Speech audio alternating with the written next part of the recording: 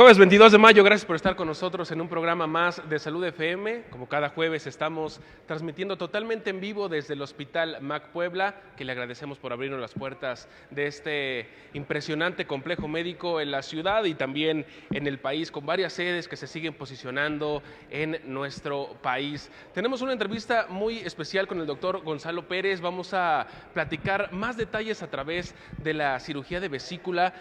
Prácticamente en la sociedad hay muchas personas que sufren de este tema. Vamos a conocer más al respecto de la cirugía de vesícula. Él es médico general con subespecialidad en cirugía de trasplante, así que vamos a estar muy pendientes de esta entrevista y vamos a comenzar con lo más relevante de la semana. Este es nuestro resumen de noticias.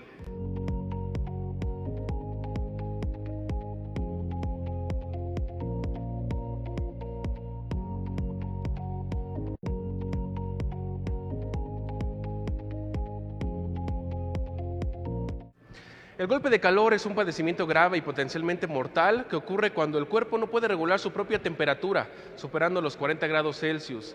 Ante esta intensa ola de calor es crucial que la población conozca los síntomas y sobre todo las medidas de prevención para evitar esta emergencia médica. Es importante que tome mucha agua, se proteja del sol, use ropa de colores claros y que procure estar en lugares frescos y ventilados. Existen grupos de personas que son más vulnerables a un golpe de calor, como las y los niños menores de 5 años, los adultos mayores de 60 años y las personas que realizan ejercicio o caminan mucho tiempo bajo el sol. Las temperaturas máximas en Puebla en los últimos días y los pronósticos han estado consistentemente por encima de los 25 grados e incluso alcanzando los 30 grados o más en algunos momentos, lo que subraya la importancia de mantenerse alerta ante el riesgo de golpe de calor. En más información, le cuento que la Secretaría de Salud compartió información importante acerca de la donación de leche materna, justamente para las mamás que producen más leche de la que sus hijos consumen, lo que significaría una gran ayuda a bebés que están hospitalizados. El gobierno del estado ha dividido en 3 los lugares donde pueden capacitarse para realizar donaciones de leche materna, como los bancos de leche humana en el Hospital de la Mujer Puebla y el Hospital de la Mujer y Neonatología de Tehuacán. Además, existen lactarios hospitalarios en hospitales como el General de Huachinango, Zacatlán, Teciutlán, Cuetzalan, el General de Cholula, Hospital para el Niño Poblano, el General del Sur y Norte, entre otros. Por último, también existe un lactario móvil que justamente realiza las recolecciones a domicilio. Si usted, mamá, produce más leche de la que su pequeño necesita, anímese a donar comunicándose al 222-551-0600 extensión 5328 o bien llamando directamente al 222-710-6891. Dio inicio el proceso de admisión de la Universidad de la Salud del Estado de Puebla en las 4 sedes regionales, justamente para los interesados en estudiar la licenciatura como médico cirujano, enfermería y obstetricia. Las sedes regionales que le menciono son en los municipios de Izúcar de Matamoros, Tepeji de Rodríguez, Yanáhuac, Xoquitlán, y recuerde que este registro será en línea a través del sitio web usep.puebla.gov.mx/admisión y comenzará este próximo 26 de mayo. A través de esta página, usted podrá seguir los pasos indicados, realizar pagos de derecho para los cursos básicos, el examen de admisión y todos los requerimientos necesarios que solicita la institución. Si usted tiene dudas al respecto, puede enviar un correo electrónico a admisiones@usalud.edu.mx y ahí le van a contestar absolutamente todo al respecto de este tema. Y bueno, Puebla nuevamente es tendencia nacional.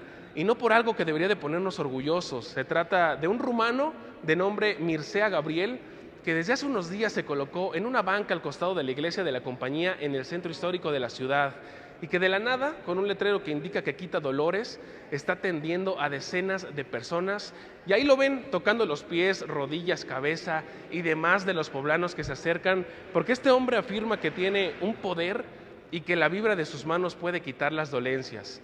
Esta persona cuenta que primero llegó a Cancún, después a Mérida y encontró lamentablemente a su público objetivo en nuestra ciudad, pues seguramente supo acerca de la pseudopsiquiatra Mare Lincote y que muchos poblanos cayeron en sus manos y sí, nuevamente se está repitiendo una historia que podría ser similar.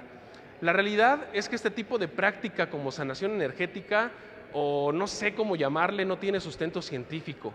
Me gustaría la opinión de un médico que estudia años la carrera de medicina, después su especialidad, congresos, cursos y más para sanar a los enfermos. Es totalmente inaudito que las personas caigan en este tipo de cosas. Les repito, nuevamente Puebla en los ojos del país por esta historia. Estamos observando en pantalla pues cómo toca a las personas para cuidar o sanar su dolor con esta pantalla, con esta imagen que dice Quito Dolores. Es urgente que el gobernador Alejandro Armenta y el presidente municipal Pepe Chedraui se pronuncien al respecto. Esta persona está recibiendo aportaciones en pleno centro histórico. Qué raro que no hagan nada, qué raro que no hayan llegado organizaciones a cobrarle su derecho de piso. Y no puedo decir que el presidente municipal o que el gobernador o sobre todo la propia Secretaría de Salud no sepan nada al respecto de este caso. Si hace unas horas el propio sistema de información y comunicación que ellos mismos controlan, ya hasta le hicieron un reportaje. Qué vergüenza lo que está viviendo Puebla nuevamente. Así que vamos a estar muy al pendientes de lo que menciona el gobernador, de lo que menciona el presidente municipal. Es urgente que hagan algo al respecto de este tema. A menudo la vesícula biliar solo acapara nuestra atención cuando empiezan a dar problemas. Sin embargo, este pequeño órgano en forma de pera vital para la digestión de grasas guarda secretos que van más allá de los conocidos cálculos biliares o el dolor abdominal. Por ello tenemos una entrevista muy importante con el doctor Gonzalo Pérez Chávez, quien es médico especialista en cirugía general con subespecialidad en cirugía de trasplante, que nos platicará más detalles acerca de la vesícula biliar. Hasta el momento, usted está informado con lo más importante de la semana. Es importante que si quiere conocer más acerca de temas de salud en Puebla, México y el mundo, visite nuestro sitio web www.saludfmnoticias.com. Ahí se va a enterar absolutamente de todo lo que estamos escribiendo. Lo que otros medios de comunicación esconden, aquí se lo vamos a compartir en todo lo que está pasando tanto en salud pública como en salud privada. Vamos a ir a una breve pausa, pero antes déjeme comentarle y que conozca el lado inteligente de lujo en Acura Puebla y deje que las experiencias al volante hablen más fuertes que las palabras. Desafía tus emociones y conoce nuestros nuevos y exclusivos vehículos de lujo con bonos de hasta 60,000 pesos en unidades participantes. No dejes pasar esta oportunidad increíble. Visítanos y disfruta tu salud a bordo de un Acura.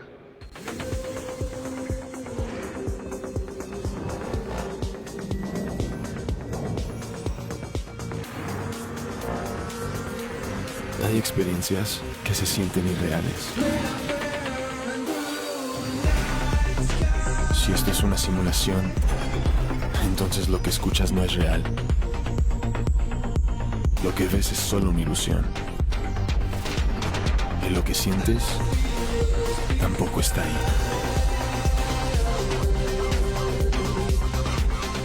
Si esto es una simulación o es la realidad, igual se siente increíble.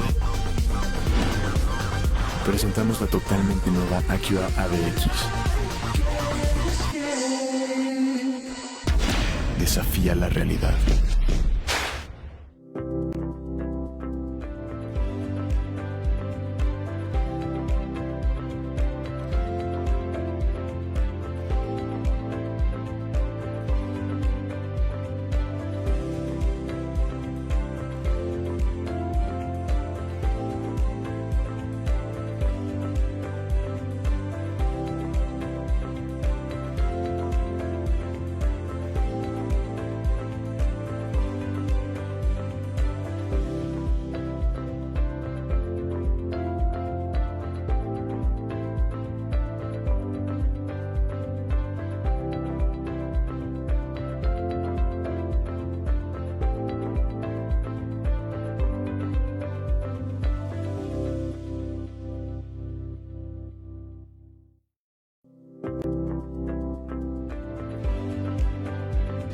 Queremos compartirles algo que nos llena de emoción. Festejamos nuestro primer aniversario en grande con el lanzamiento de nuestro portal web llamado saludfmnoticias.com.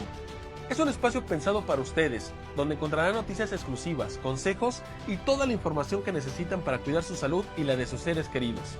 Nuestro objetivo es ayudarles a estar siempre informados de manera veraz, clara y oportuna. Los invitamos a visitarlo y ser parte de esta comunidad que pone la salud como prioridad. Nos vemos en saludfmnoticias.com.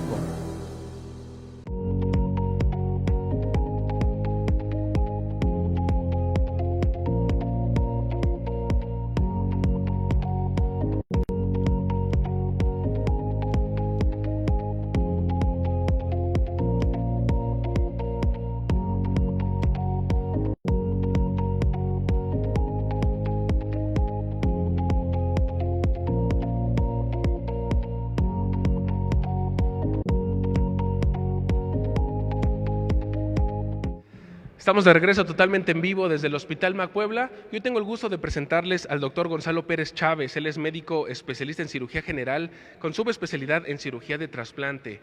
Cédula profesional 28-22-742 y cédula de especialidad 53-57-228. En pantalla usted está observando sus redes sociales. Si después de esta entrevista usted requiere su intervención, ahí está directamente sus redes sociales para que puedan contactarlo. Doctor, un gusto, buenos días, gracias Hola, Fernando, por aceptar días. la invitación. Sí, bien, buenos días. Bueno, pues muy agradecido con Salud FM, esta plataforma que da a conocer temas de salud, muy importante para la población en general, y obviamente agradecidos con el Hospital Mac, que estamos en casa, ¿no? Para dar este tema tan importante y tan relevante y que es muy frecuente en la población mundial y en la población de México. Se dice que los cálculos biliares, sí, a nivel mundial tienen una prevalencia del 6.5%, con una predilección de 3 veces más frecuente en las mujeres que en los hombres, de 7.5 a 5.1. ¿Sí? Esto se da por muchos factores. La presencia de cálculos biliares, hay 2 situaciones importantes que hay que definir. Una que es la presencia de cálculos biliares en la vesícula, y eso se llama colelitiasis. Y la otra, enfermedad litiásica biliar, es cuando ya estas piedras o cálculos en la vesícula dan problemas, ¿sí? O complicaciones. Entonces, la colelitiasis es muy frecuente en la población, mucha gente pasa desapercibido. Si volteamos a ver aquí a la gente, podemos tener que un 40% de ellos tienen cálculos en la vesícula y no se dan cuenta porque no les generan síntomas. Se dice que los pacientes con cálculos en la vesícula sin síntomas, entre un 15 a 25% desarrollarán síntomas en 10 a 15 años. Entonces, eso es algo bastante relevante en la población global.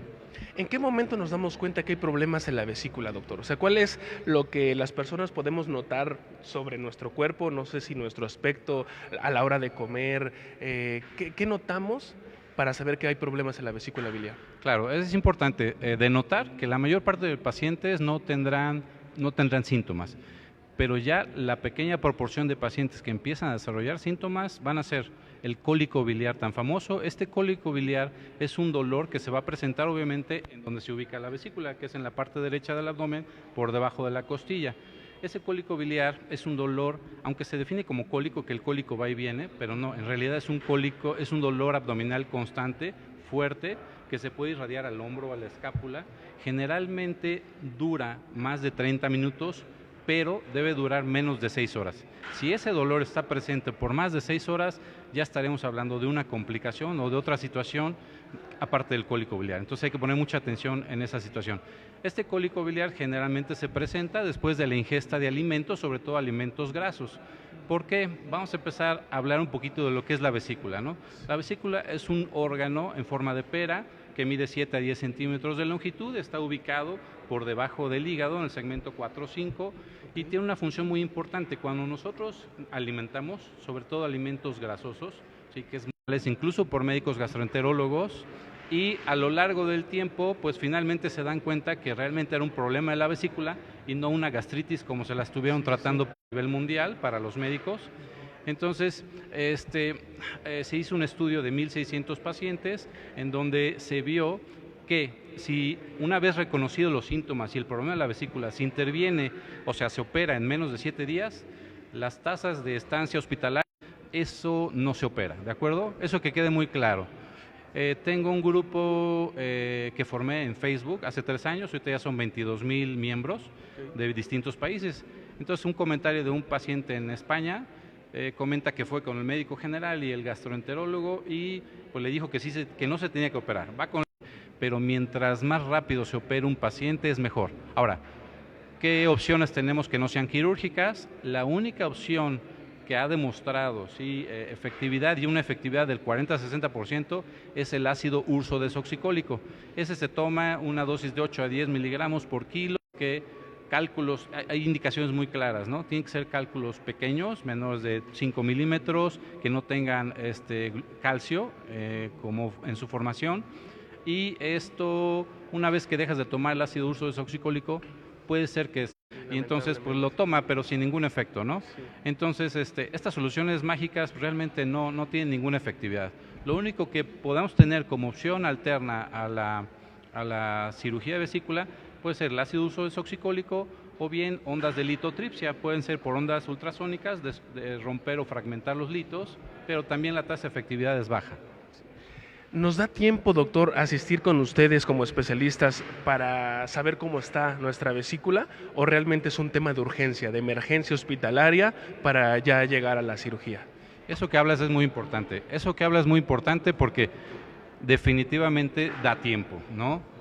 El problema aquí, y hago mucho énfasis, por ejemplo, en los videos que subo en mis redes sociales, es no te automediques, ¿no? Claro. Y hablando no nada más específicamente de la vesícula, apéndices complicadas, donde llegan muchos niños con apéndices perforadas de 4 o 5 días que estuvieron tomando analgésicos y ya llegan complicados. Es lo mismo acá. Entonces, mi recomendación es, tienes un dolor abdominal que te dura más de media hora, ¿sí?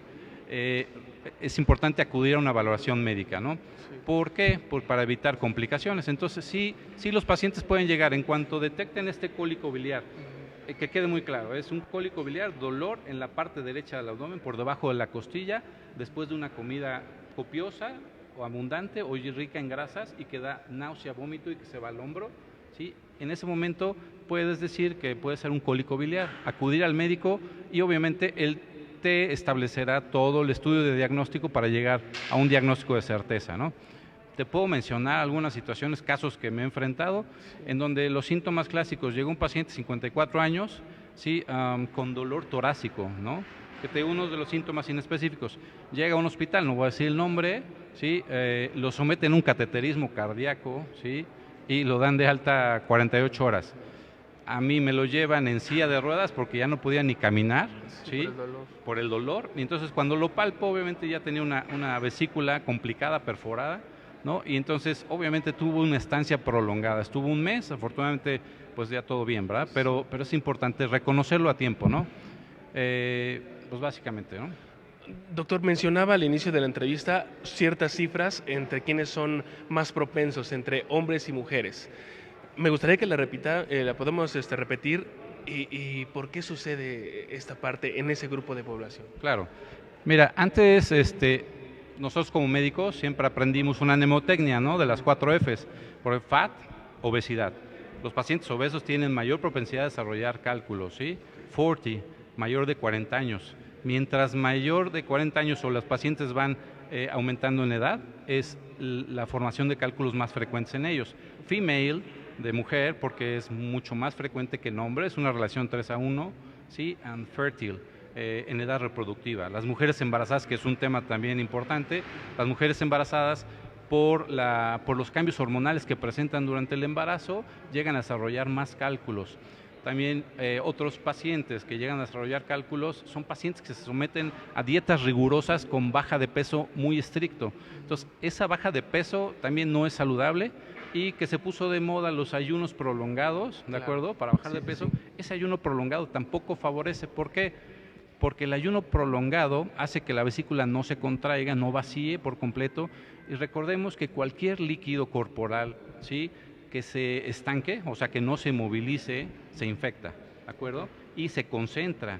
Entonces, la bilis, ¿por qué se forman cálculos? Una bilis estancada, ¿sí?, en donde hay mayor propensidad a concentración de colesterol, se precipita en cristales y forman cálculos. Entonces, sí es importante no tener ayunos prolongados ni hacer dietas estrictas. Y ya casos muy especiales, por ejemplo, pacientes con trastornos de anemias, por ejemplo, la esferocitosis hereditaria, que es un trastorno donde los glóbulos rojos toman una forma esférica y se fragmentan más rápidamente, ¿sí?, liberando más bilirrubina, y la anemia de células falciformes, los pacientes con cirrosis y pacientes diabéticos. Es muy importante porque es una población muy importante, ¿no? Sí. Que también llegan a formar cálculos, y el problema de estos es que nos llevan a estadios más graves de la enfermedad. Entonces, ahora, doctor, perdón por interrumpirlo, en esta parte que nos menciona tanto hombres, mujeres, la parte de estas dietas que se han puesto de moda muchísimo en redes sociales, ¿hay algo más que hacemos las personas para provocarnos un tema de cálculos biliares? Me refiero al sedentarismo, me refiero a la alimentación, o sea, ¿hay algo que nosotros mismos nos provoquemos un problema de cálculos biliares? Sí, definitivamente. Mira, hay una frase que yo menciono mucho que es, somos lo que comemos, ¿no? Y definitivamente, pues, llevamos una mala alimentación. Entonces, siempre es recomendable para evitar formación de cálculos y evitar muchos problemas de salud, llevar una vida saludable, hacer ejercicio 3 a 4 días por semana, ¿no? Comer saludable, evitar alimentos o comida rápida, ¿sí? Alimentos ricos en grasas saturadas. Hay que alimentarnos con suficiente líquidos naturales, fibra, frutas, verduras, ¿no? Y esto obviamente, evitar obviamente las dietas estrictas, ¿no? Al bajar de peso y ayunos prolongados, esto va a favorecer a llevar una vida saludable y que formemos cálculos en futuro, ¿no? Cuando llegan con usted los pacientes, doctor, ¿existen estudios específicos para evaluar la vesícula biliar? ¿Cuáles son? Y sobre todo porque me llama la atención el hecho del tiempo, de saber si se puede evitar la cirugía y si no es evitable esta parte, ¿cuánto tiempo tienen ustedes como médicos para evitar una complicación? Sí, es muy importante. Una vez que llegan al médico, nosotros ya empezamos a pedir una serie de estudios de imagen y laboratorios para hacer un protocolo y llegar a un diagnóstico de certeza.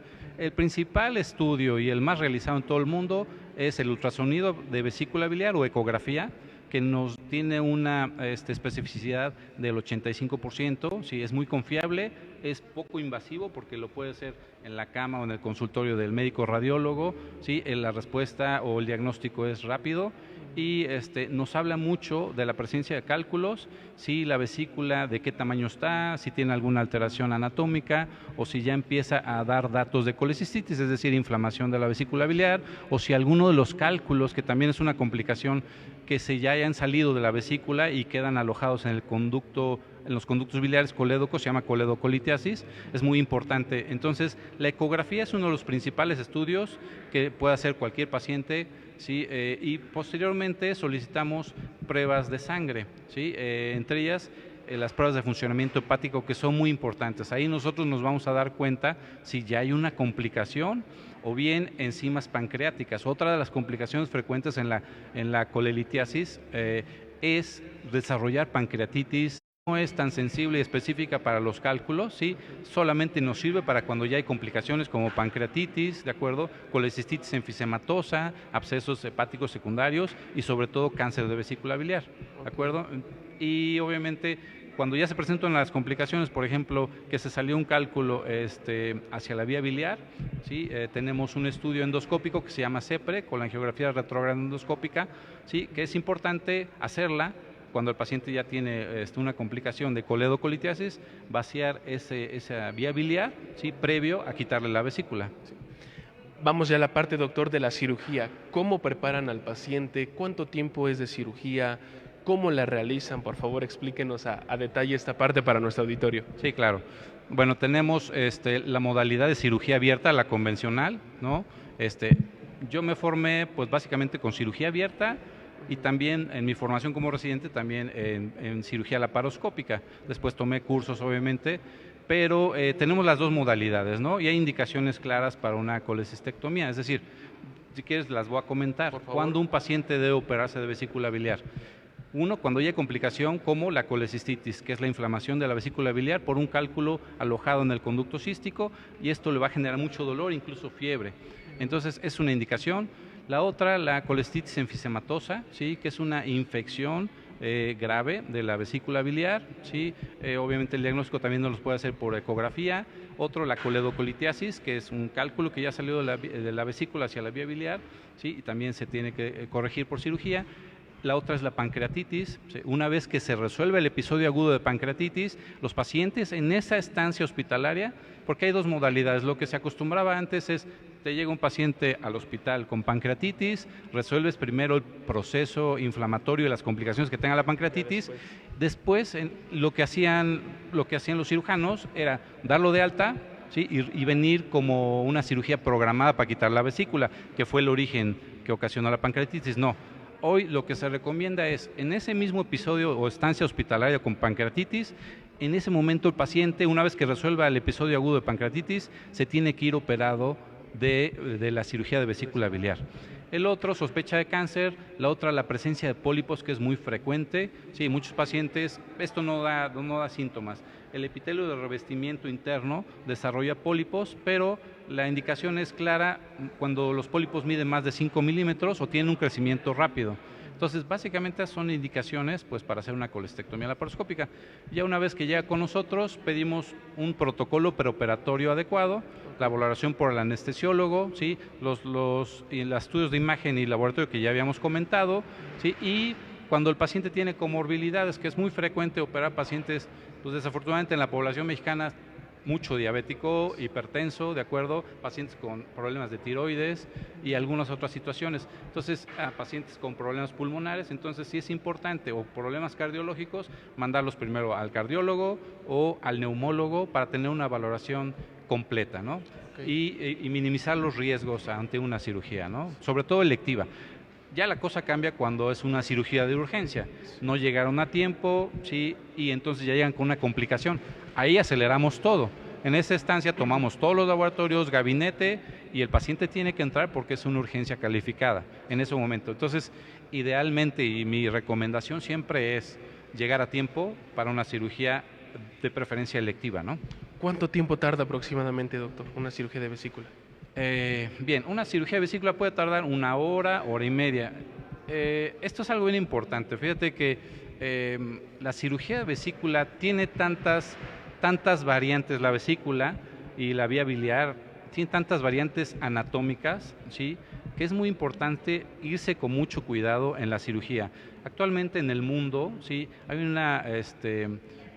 una tendencia a la colecistectomía segura, ¿de acuerdo? Hay una organización muy importante a nivel mundial, que es la Sociedad Americana de Cirujanos Gastrointestinales y Endoscópicos, que establecen pasos sistematizados para una correcta cirugía de vesícula por laparoscopía y sobre todo que sea segura. Entonces, yo siempre voy con los médicos que están en formación a decirles, la cirugía de vesícula no es una cirugía que me puedas presumir que la hiciste en 15, 20 minutos. Eso no es correcto. Bueno, por lo menos es la parte que yo les inculco, ¿de acuerdo? Porque de repente ves cada publicación donde, hicimos una cirugía en 20 minutos. No. Como récords, ¿no? Como si fuera un récord. O sea, no son competencias de carreras ni nada, ¿no? Sí. Hay que tenerle mucho respeto a la cirugía de vesícula. A veces la minimizan, es una cirugía de vesícula. No, pues ahorita la hacemos rápido, ¿no? No, en realidad, la mayor parte de los pacientes salen a favor y con buenos resultados, ¿sí? Pero hay una minoría de pacientes que llegan a tener complicaciones, ¿sí? ¿Por qué? Porque llegaron ya con muchas complicaciones y la otra, pues obviamente, pues no se tomó el tiempo adecuado o pudo haber sido un cirujano con poca experiencia, digamos, ¿no? Entonces, esa minoría, pues obviamente van a hablar que fue la peor experiencia de su vida, ¿no? Pero ojo, no se espanten porque ese es un denominador común en el grupo que yo tengo, en donde los pacientes, obviamente como cualquiera, tienes el miedo, el temor, la ansiedad de irte a someter a una cirugía de vesícula. Entonces, es llegar oportuno y hacer las cosas correctas. Hablamos de la cirugía abierta, doctor, laparoscopía a través de mínima invasión. ¿Qué opinión le merece la cirugía robótica? Está tomando un gran auge en el estado. La realidad es que en el país, pues bueno, ya existía en ciertos estados del país. En Puebla ya está incrementando en un sitio específico. Hay algunos médicos que me hablan maravillas, otros me dicen que realmente nada más es más caro, o sea que al final de cuentas no hay algo que en verdad beneficie al paciente. ¿Usted qué opina? Claro, la cirugía robótica ofrece muchas ventajas, digamos, sobre la cirugía abierta y la cirugía laparoscópica. Efectivamente, es una gran infraestructura que se tiene que tomar en cuenta y los costos son un poco elevados. Digo, para una cirugía, definitivamente, la cirugía robótica la tiene que hacer alguien, obviamente, certificado, ¿no? En cirugía robótica no la puede hacer cualquiera porque no cualquiera puede agarrar el robot. Sí. Bueno, entonces, sí ofrece ventajas, pero definitivamente pues hay que ir teniendo más experiencia, más pacientes para empezar a hacer estudios de investigación y que nos digan, bueno, es con mucho mayor ventaja, sí, que la colestectomía laparoscópica. Definitivamente el estándar de oro es la colestectomía laparoscópica, ¿no? Ahora, muchos pacientes en el grupo me dicen, es que a mí me hicieron 3 incisiones y a mí me hicieron 4 incisiones. ¿Por qué? ¿No? Eso varía de la escuela en que se formó el cirujano, pero lo ideal para una cirugía segura es colocar 4 trócares o 4 puertos, porque eso da una mejor exposición de la vesícula y nos va a dar las pautas para hacer una cirugía segura. Entonces, si un cirujano te operó con 4 trócares, está perfecto. Otra pregunta frecuente es, ¿por qué a mí me dejan drenaje y por qué a mí no me dejan drenaje, ¿no?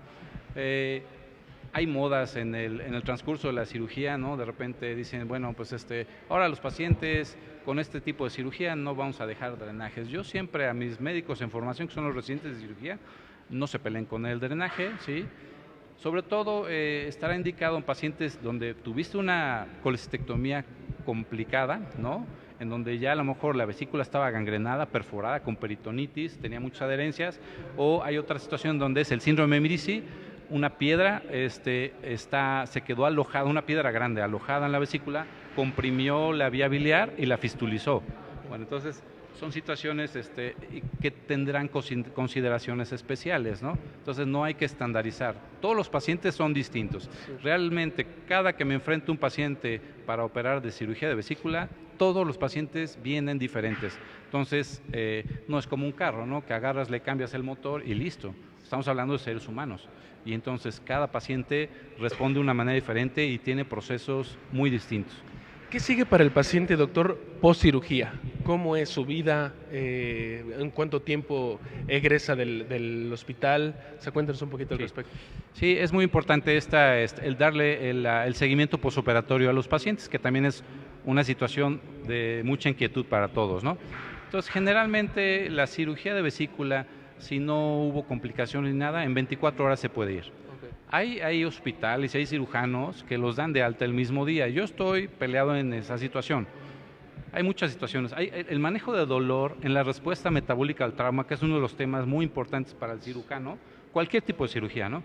Entonces, el manejo del dolor es muy importante. Entonces, yo estoy peleado con que lo operaron en la mañana y en la tarde ya lo mandaron a su casa. ¿De acuerdo? La famosa cirugía ambulatoria, ¿no? Pero bueno, me pareciera que hasta eso es como una táctica, así lo veo yo, doctor, de venta hacia la cirugía para que el paciente diga, bueno, el mismo día me voy, ya estoy en mi casa, ¿no? No sé qué tan complejo es esta parte. Ahora, la situación se puso de moda, ¿por qué?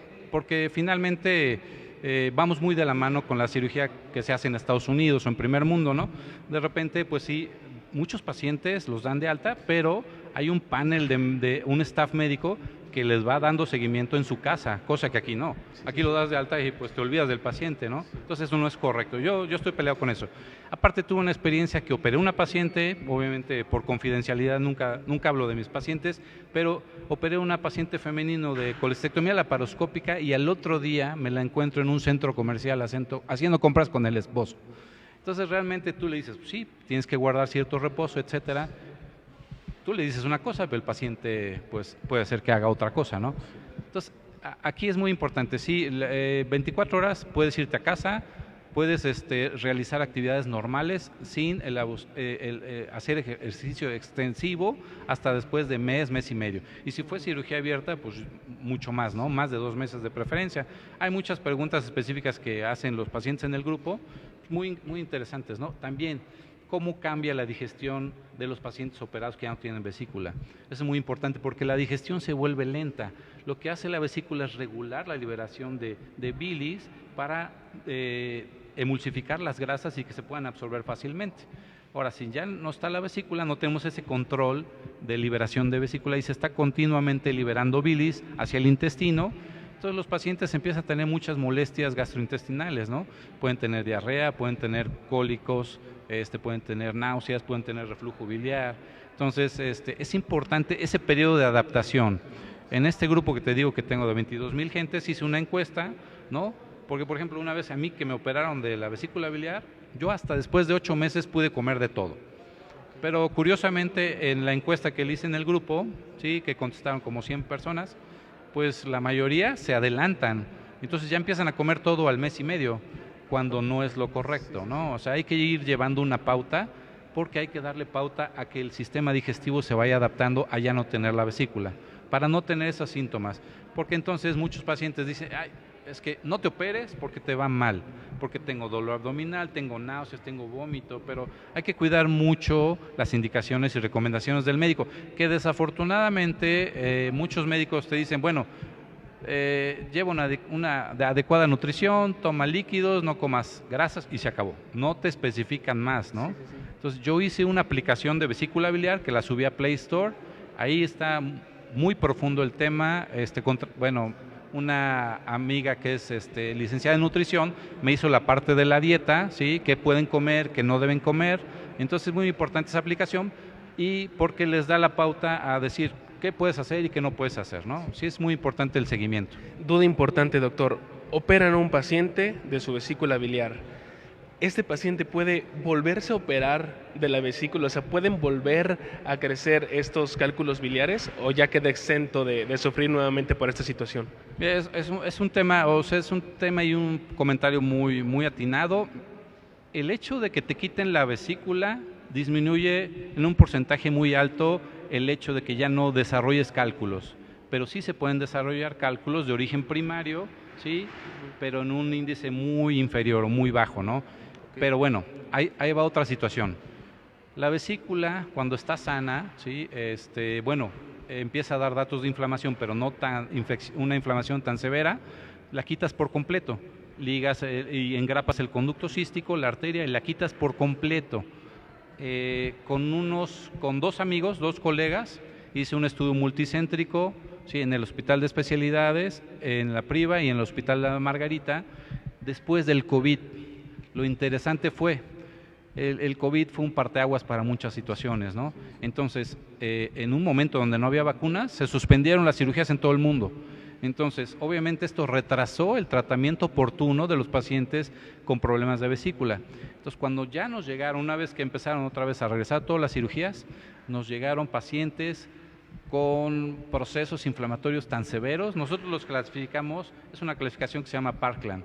Entonces, cuando un paciente empieza con inflamación, tenemos un Parkland 1, Parkland 2, pero muchos pacientes llegaban con inflamaciones tan severas, con todos los intestinos, el epiplón pegado, entonces se llama Parkland 4, Parkland 5, entonces ahí ya no es recomendable quitar por completo la vesícula, hace una colistectomía subtotal.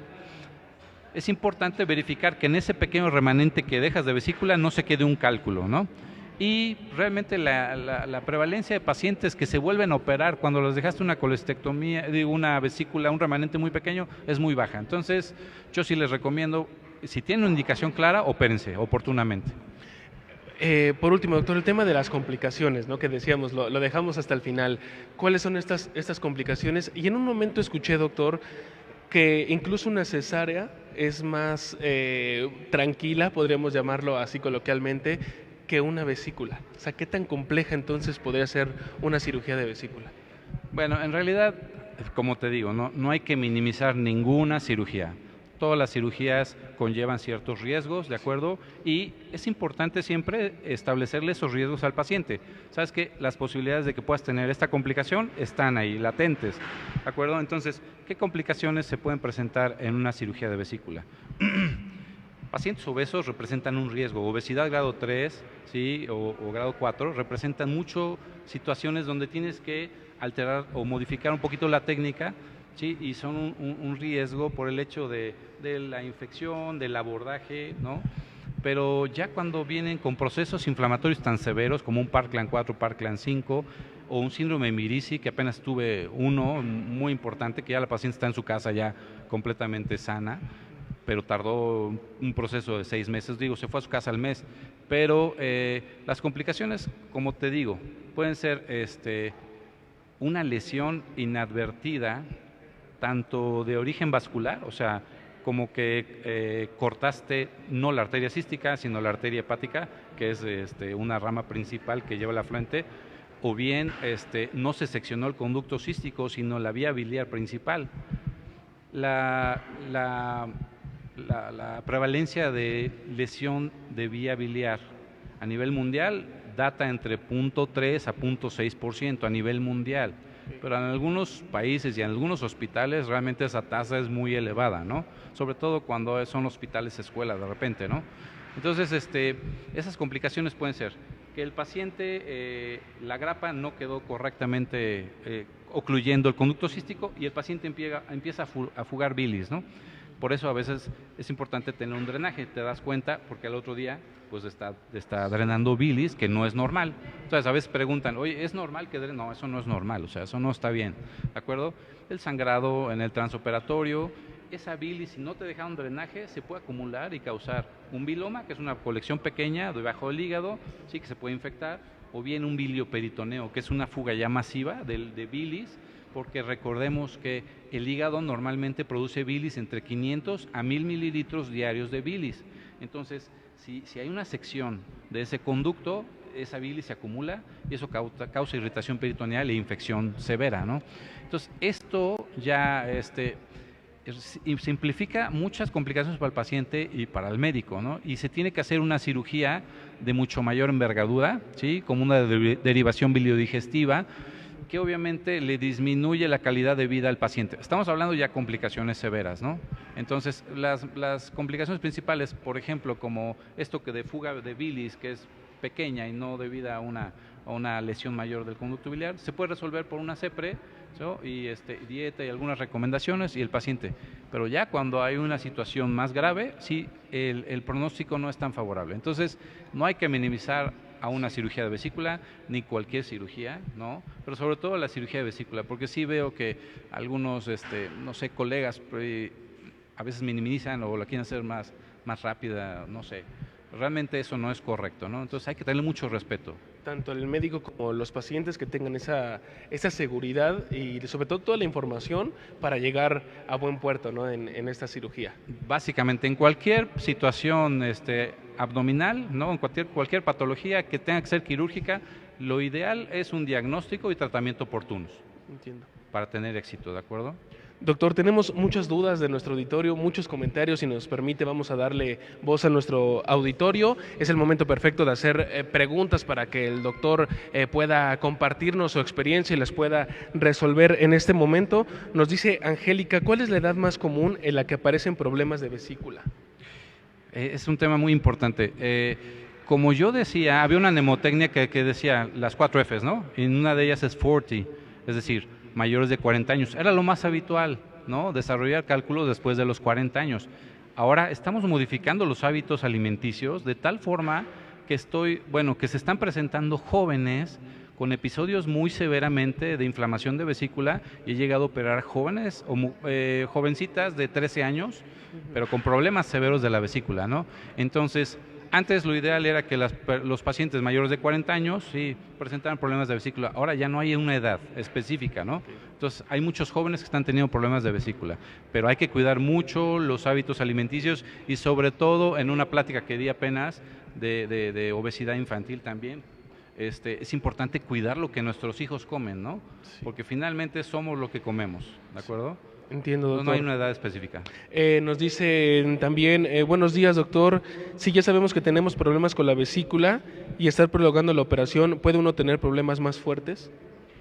Si se posterga la operación. Posterga mucho la cirugía. Sí, definitivamente. Pues eso es la piedra angular que hemos estado comentando, ¿no? Una vez que se te hace el diagnóstico y tienes una indicación clara de operarte, no tengas miedo, pero obviamente sí hay algunas indicaciones para realizar tu procedimiento a tiempo, ¿no?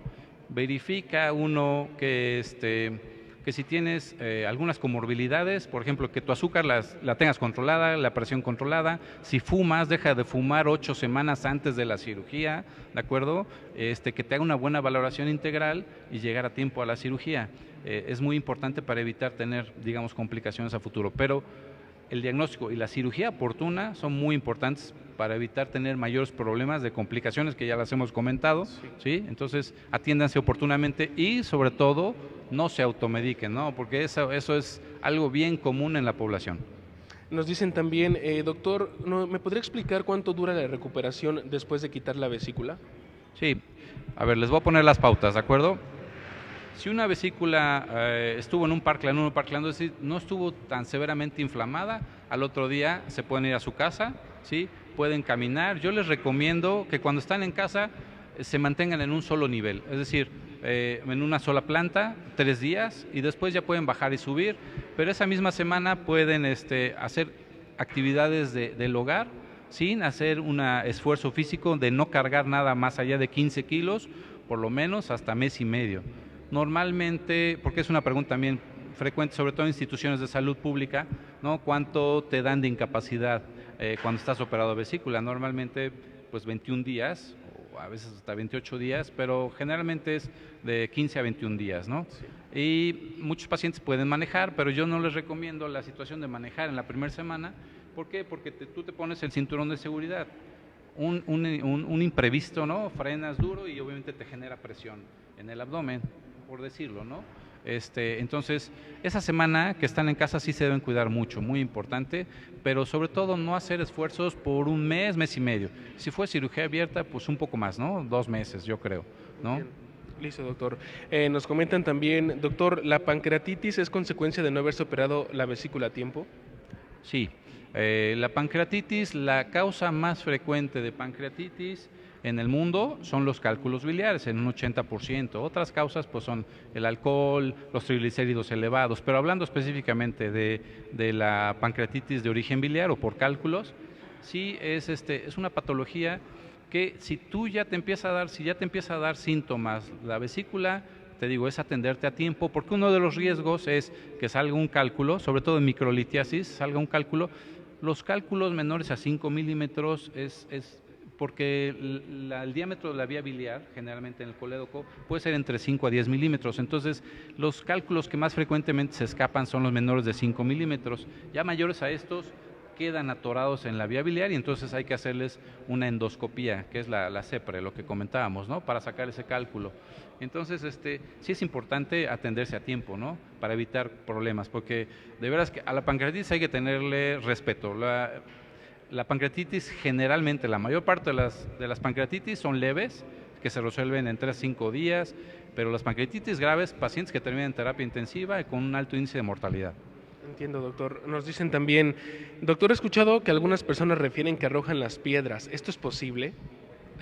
Voy a hacer un video, ojalá puedan poner el link en tu plataforma para que se unan al grupo, ¿no? Se unan al grupo. Estoy haciendo un video en donde les voy a explicar por qué, que se quiten de la idea esto, ¿no? De que una solución mágica que dice, en un video específico que voy a subir, en donde dicen, es la limpieza hepática y tú llegas, y lo he hecho en miles de pacientes, ¿no? Una persona, que no voy a decir su nombre, ¿no? Pero lo he hecho en miles de pacientes, tú llegas, te lo tomas el viernes y el fin de semana arrojas miles de piedras al otro día y hasta te muestran, digamos, las piedras, ¿no? Realmente ni siquiera son cálculos, pero no, es imposible, o sea, no es posible. Hay un proceso muy complejo que tiene que ser la contracción de la vesícula, pasar todavía por los conductos biliares, ¿sí? Y tenemos otra puerta, ¿sí? Otra compuerta que hace que la bilis se regule, que es el esfínter de Oddi.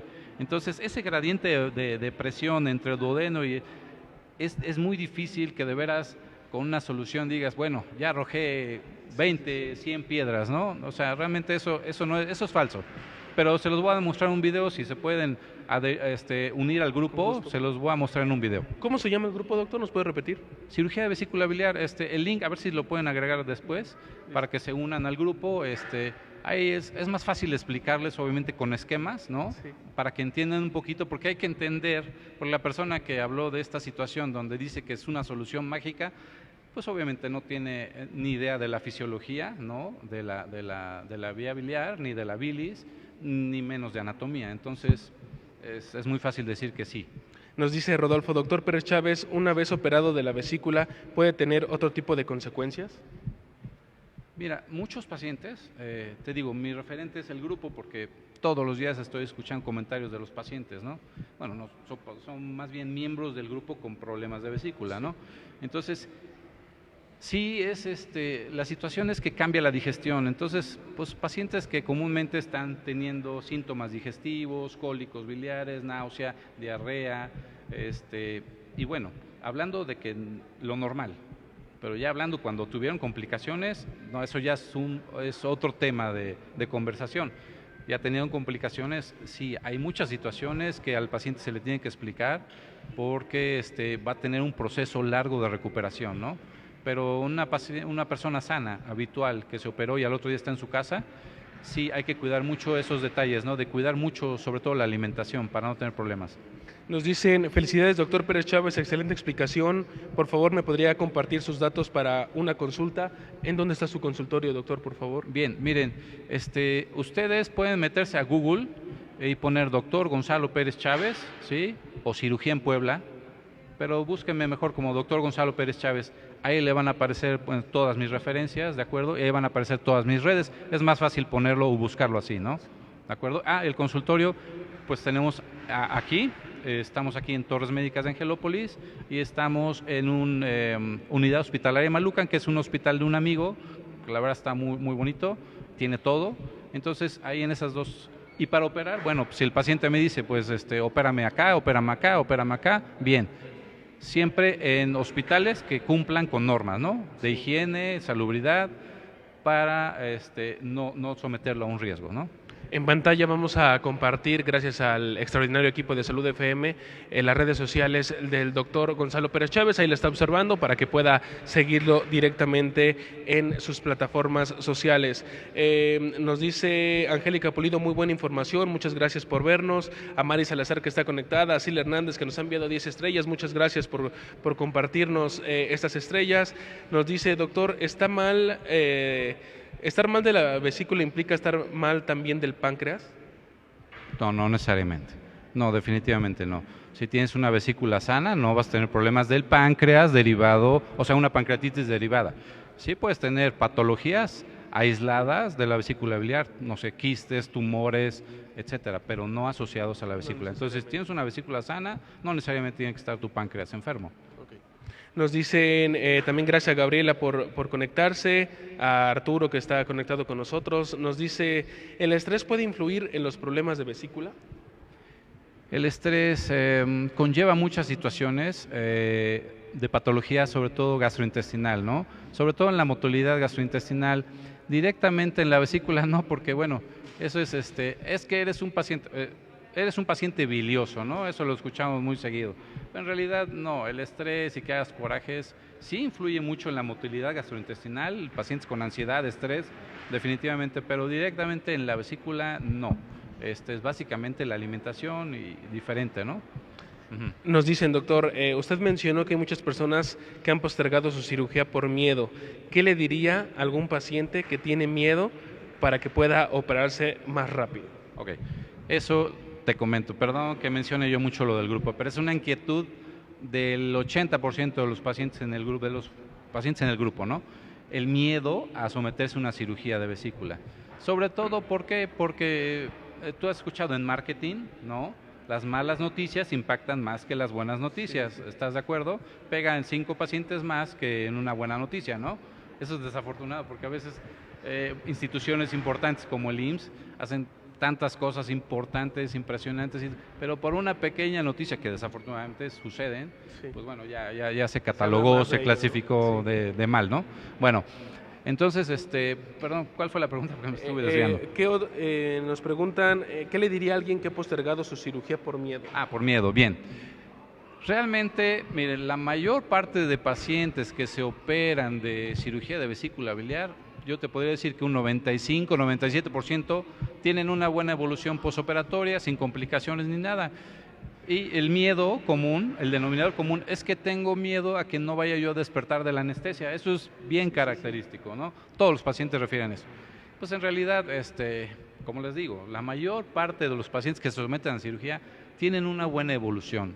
Entonces, pero atiéndanse a tiempo, por favor, porque si no, a nosotros como cirujanos nos toma un poquito más de tomar ciertas precauciones y cambiar nuestra técnica, ¿sí? Para que los pacientes tengan los menores secuelas posibles después de la cirugía. Entonces, sí, atiéndanse oportunamente, realmente esa es mi recomendación. Esta pregunta se me hace interesante, doctor. Nos dicen, ¿qué otras enfermedades se pueden confundir con problemas de vesícula?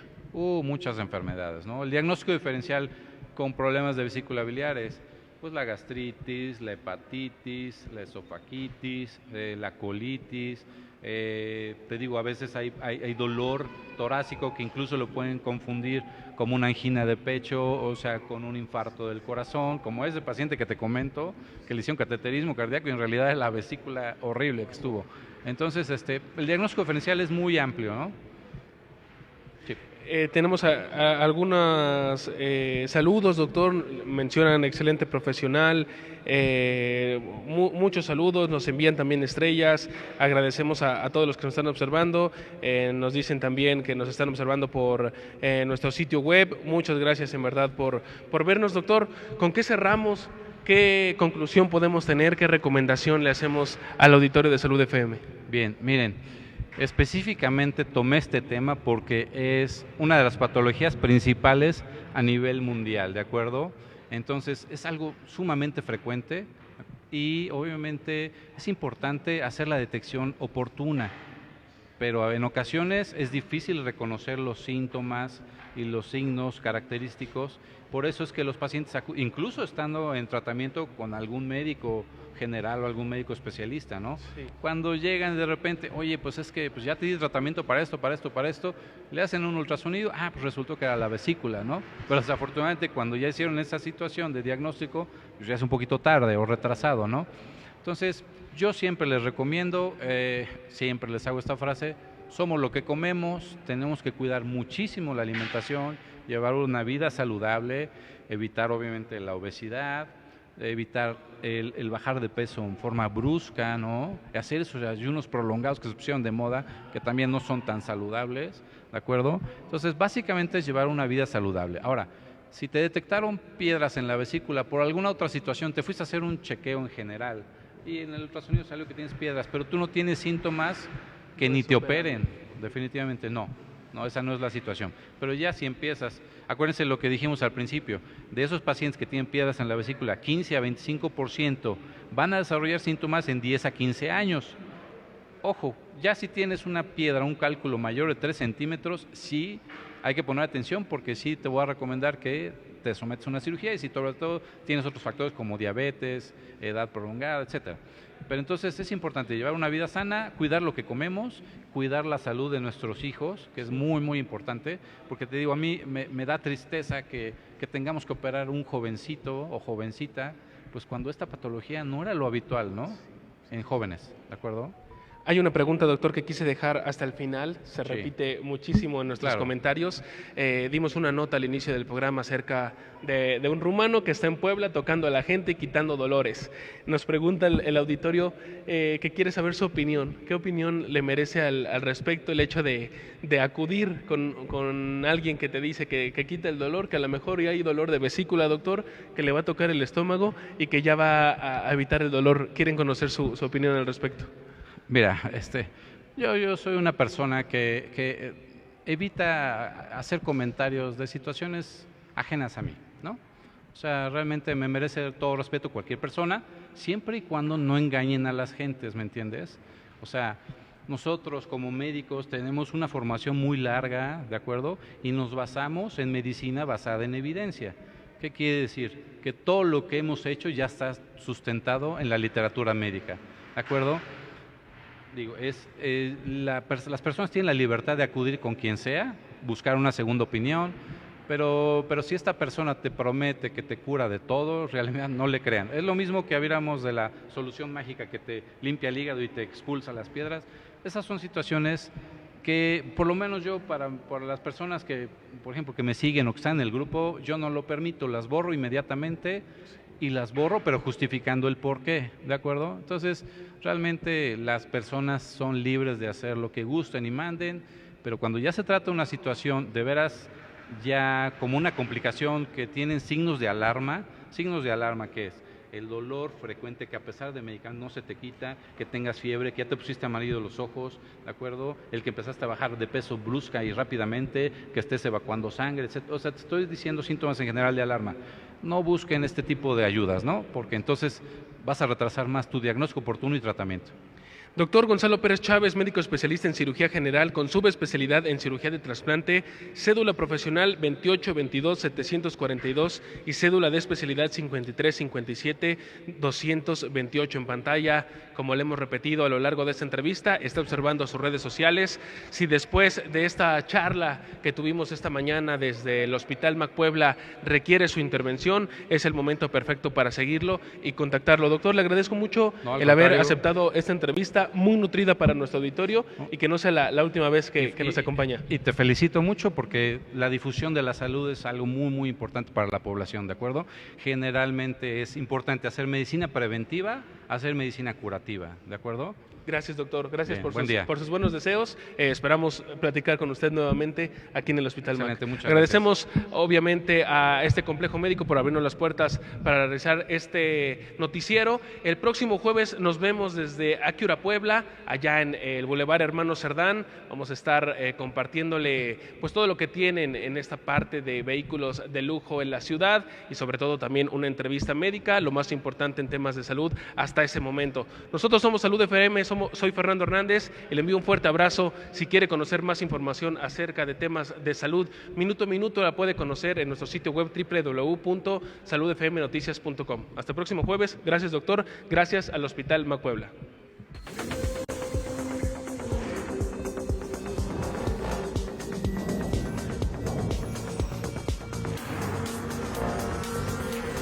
Hay experiencias que se sienten irreales.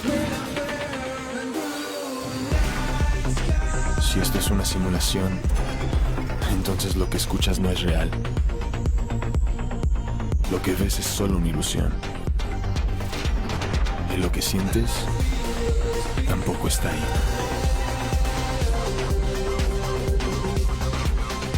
Si esto es una simulación o es la realidad, igual se siente increíble.